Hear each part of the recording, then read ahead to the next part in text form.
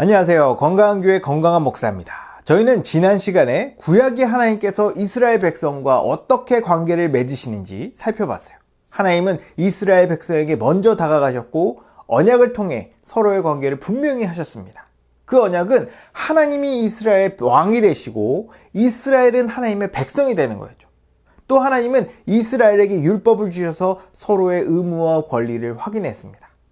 비록 이스라엘이 자신의 의무를 다하진 못했지만 하나님은 끝까지 인내하시고 약속을 다 지키셨어요. 우린 이런 하나님을 본받아야 합니다. 그래서 우리도 관계를 잘 맺고 싶다면 하나님처럼 먼저 다가가야 돼요. 그리고 서로의 관계를 분명히 하며 나에게 주어진 의무와 역할에 충실해야 하죠. 이번 시간에는 예수님께서 관계를 어떻게 맺으시는지 알아볼 겁니다. 구약의 하나님과 중복되지 않고 특별히 신약에서 강조되는 부분을 중점적으로 다룰 거예요. 예수님은 이 땅에 살면서 어떻게 행동하셨을까요? 건강한 인간관계 맺기 5강, 신약의 예수님은 이렇게 관계를 맺으신다 라는 주제로 강의하도록 하겠습니다. 어느 날이었어요. 천사가 마리아에게 나타납니다. 천사는 마리아에게 이렇게 말하죠. 마리아야, 네가 잉태하여 아들을 낳을 거다. 그리고 그 이름을 예수라 하라. 그는 하나님의 아들이라고 불릴 거다. 이 일이 있은 후 마리아는 처녀임에도 불구하고 임신을 합니다. 그리고 예수님께서 태어나셨죠. 예수님은 성령으로 잉태되셨기 때문에 죄가 없으셨습니다. 그러나 우리와 똑같은 사람이었어요. 그래서 예수님께서 사역을 시작하시기 전까지 아무도 예수님이 하나님이란 걸 알아채지 못했죠. 예수님은 완전한 사람이었지만 동시에 완전한 하나님이셨습니다.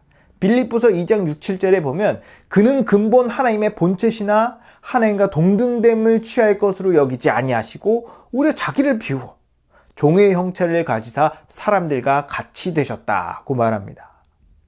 무한하신 하나님께서 유한한 육체를 입고 죄가 득실득실되는 세상 속에 들어오셨어요. 왜요? 죄악 가운데 고통받는 우리를 구원하고 다시 하나님과의 관계를 회복하기 위해서였죠. 예수님은 사람들과 함께 생활하시면서 이 세상의 모든 죄악을 눈으로 보고 몸으로 체험했습니다. 전에도 얘기했지만 하나님은 죄를 쳐다도 못 보실 정도로 죄를 증오하고 경멸해요. 그런 분이 직접 죄악 속에 들어와 오감으로 그걸 느끼고 계신 겁니다. 이게 어떤 거냐면 이 똥통에 빠진 사람을 구하려고 똥통 속으로 뛰어 들어가는 것과 비슷해요. 똥통에 들어가면 더러운 것도 있지만 똥뚝이 올라 엄청 괴롭습니다. 상상하기도 싫은데 예수님께서 사람이 되는 것 말고는 우리를 구원할 방법은 없었습니다. 예수님은 우리를 구원하기 위해 하나님의 지위를 포기하고 이 땅에 오셨어요. 근데 우리는 나의 명예나 나의 지위, 나의 자존심을 목숨처럼 소중히 여깁니다. 사람들에게 인정받지 못하고 무시당하면 참지 못하고 분노해요. 높은 곳에서 내려다보길 좋아하고 사람들이 자기를 우러러 봐줬으면 합니다. 다른 사람보다 내가 더 낫다는 걸 증명하기 위해 내 인생을 걸죠. 그러나 예수님은 그 반대셨어요. 모든 존귀와 영광과 찬송을 받기에 합당하신 분이 하찮은 우리를 위해 모든 걸 포기하고 가장 낮은 곳으로 내려오셨습니다. 우린 예수님을 통해서 겸손을 배울 수 있어요. 겸손은 나의 권리를 주장하지 않는 겁니다. 우린 생색내길 좋아해요. 누군가를 도와주거나 누군가를 위해 희생하면 은근히 알아주길 기대합니다. 근데 상대방이 그걸 알아채지 못하거나 고마워하지 않으면 이 섭섭함과 서운함이 밀려오는 거예요. 이것들이 하나 둘 쌓이면서 결국 관계에는 금이 갑니다. 우린 이걸 기억해야 돼요. 예수님은 그 누구보다 가장 많은 것을 포기하셨습니다.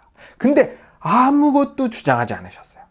이런 겸손의 태도가 인간관계의 밑바탕이 되어진다면 우리의 관계는 절대 깨지지 않을 겁니다. 예수님은 이 땅에 오셔서 유대인들이 율법을 잘못 이해하고 잘못 적용하고 있다는 것을 지적하면서 율법의 참된 의미를 가르쳐 주셨어요. 율법을 단순히 글자 그대로 지키는 것이 아니라 율법 안에 있는 의미와 의도대로 지켜야 하며 마음과 행동이 일치해야 한다고 가르쳐 주셨죠. 유대인들은 예수님의 해석에 깜짝 놀랐습니다. 왜냐하면 사람은 절대 그렇게 못 살거든요. 어떻게 오른뺨을 맞았는데 왼뺨을 댑니까? 어떻게 애인도 아니고 원수를 사랑해요? 하지만 예수님은 우리와 생각이 달랐습니다. 지킬 수 있다고 생각하셨어요. 우리 안에 죄가 제거되고 성령이 우리 안에 거하시기만 하면 율법의 참 의미를 이해하고 실제로 지킬 수 있다 믿으셨습니다. 우리가 율법을 온전히 지키지 못하는 근본적인 이유는 우리 안에 죄가 있기 때문이에요. 죄의 문제가 해결되려면 과거에 지은 죄, 지금 짓고 있는 죄, 앞으로 지을 죄의 대가를 전부 치러야 합니다. 죄의 대가는 죽음이에요. 우리가 죽는 것 말고는 다른 방법이 없는데 죽으면 끝이잖아요. 그래서 예수님께서 우리 대신 우리 죄를 지고 십자가에서 죽으신 겁니다. 예수님은 우리를 사랑하셔서 자기 목숨도 아끼지 않으셨어요. 우리도 사랑하는 사람을 위해 많은 것을 희생하고 포기합니다. 처음에는 그 사람에게 뭔가 줄 수 있다는 것 자체만으로도 기쁘고 만족스러웠어요. 근데 계속 주다 보니 이런 생각이 드는 겁니다. 왜 나만 희생해야 되지? 언제까지, 어디까지 희생해야 돼? 내가 이만큼 했으면 저 인간도 나한테 뭔가 보여줘야 하는 거 아니야? 그동안 들였던 시간과 노력을 보상받고 싶어지죠. 그때 우리는 기억해야 합니다. 예수님은 우리에게 줄 수 있는 걸 다 줬어요. 내가 지금까지 이만큼 희생했는데 너희도 뭔가 나한테 좀 보여줘야 내가 너희를 위해 목숨까지 바칠 수 있지 않겠니? 하고 중간 결산을 하지 않았습니다. 그냥 끝까지 자신의 모든 것을 다 줬어요. 예수님께서 우리에게 다 주신 결과 우리의 죄가 사함받고 성령이 우리에게 임할 수 있게 됐습니다. 그래서 이제 예수님의 기대에 부응하는 삶을 살 수 있게 됐어요. 우리가 참된 인간관계를 맺기 위해서는 내 희생에 대해서 보상받으려고 하면 안 됩니다. 물론 내 기대만큼 상대방이 반응해주면 너무 좋죠. 그러나 성경에서 말하는 사랑은 받는 게 아니라 주는 겁니다. 주는 것 자체에 만족해야 돼요. 받는 건 내가 예상하지 못한 때, 기대하지 않을 때 받게 될 겁니다. 그러니 받을 걸 생각하지 말고 줄 수 있는 만큼 아낌없이 주십시오. 성경은 예수님께서 이 땅에 오신 것이 하나님의 뜻이라고 말합니다. 실제로 하나님은 예수님께서 이 땅에 오실 것을 구약 내내 약속하셨어요. 그리고 약속의 때가 돼서 예수님을 이 땅에 보내신 겁니다. 그러다 보니 어떤 사람은 하나님이 예수님에게 순종과 희생을 강요한 거 아니냐고 말하는데 그거 잘못된 생각이에요. 예수님은 자신이 원하셔서 오신 겁니다. 동시에 하나님께서 보내셔서 오신 거예요. 성경에 보면 예수님께서 내가 이를 위하여 태어났으며 이를 위하여 세상에 왔다고 말씀합니다. 예수님은 이 땅에 오셔서 하나님이 구약에서 약속하시고 예언하신 것들을 하나하나 완수하세요. 예를 들면 병자를 고치시고 성전의 장사꾼들을 내쫓고 예루살렘에 나귀를 타고 들어가시고 재판을 받을 때 가만히 계신 것들이 다 구약에서 예언된 것들이었습니다.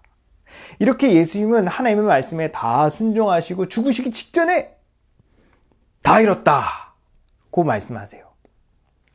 예수님은 하나님의 권위를 인정하고 그 뜻에 순종했습니다. 우린 예수님을 통해서 권위에 순종하는 걸 배워야 돼요. 이 세상에 있는 모든 권세와 권위는 하나님으로부터 나옵니다. 로마서 13장 1절에 보면 권세는 하나님으로부터 나지 않음이 없나니 모든 권세는 다 하나님께서 정하신 바라고 말해요.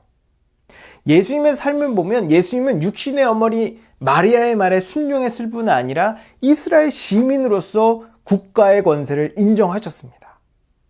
그 권세와 권위가 정당하냐, 올바르냐를 떠나서 대부분의 사람들은 권세와 권위에 대해 반감을 가지고 있어요. 어린아이들이 부모의 말을 안 듣는 걸 보면 쉽게 할 수 있습니다. 그냥 누군가 나를 가르치려 들고 지시하는 게 싫은 거예요. 이런 태도는 관계를 점점 어렵게 만듭니다. 우리는 기본적으로 권세와 권위에 대해 긍정적이고 순종적이어야 돼요. 물론 이게 단순한 문제가 아니라 이것저것 따져봐야 할 게 많지만 태도 자체는 순종적이어야 합니다. 우린 종종 순종하고 싶었지만 어쩔 수 없었다고 내가 순종하지 않아야 할 이유를 찾아요. 그러나 반대로 순종해야 하는 이유를 찾으십시오. 예수님도 죽음의 문턱에서 순종하기 위해 피가 땀이 되도록 기도하셨어요.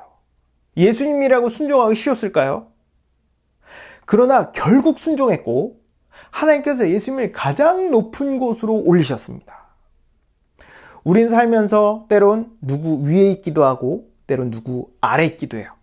우리가 누구 위에 있다면 우린 예수님처럼 사랑으로 내 아래에 있는 사람에게 아낌없이 희생해야 합니다. 우리가 누구 아래에 있다면 우린 예수님처럼 그 권위를 인정하고 어떻게든 순종하려는 태도를 가져야 돼요.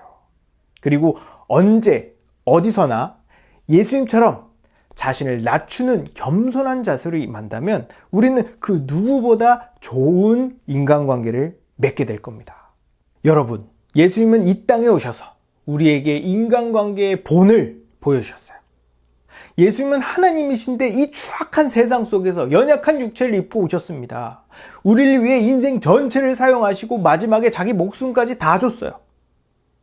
그럼에도 생색을 낸다든가 서운해한다든가 섭섭해하는 모습을 전혀 보이지 않으셨습니다.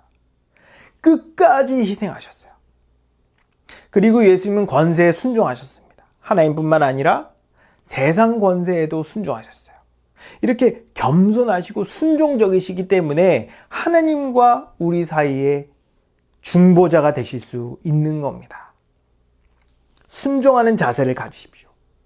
받으려 하지 말고 아낌없이 다 주십시오.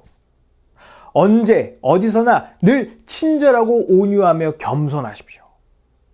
여러분 모두가 우리를 위해 이 땅에 오신 예수 그리스도의 삶을 본받아 하나님과 사람에게 더욱 사랑스러워지기를 주님의 이름으로 축복합니다.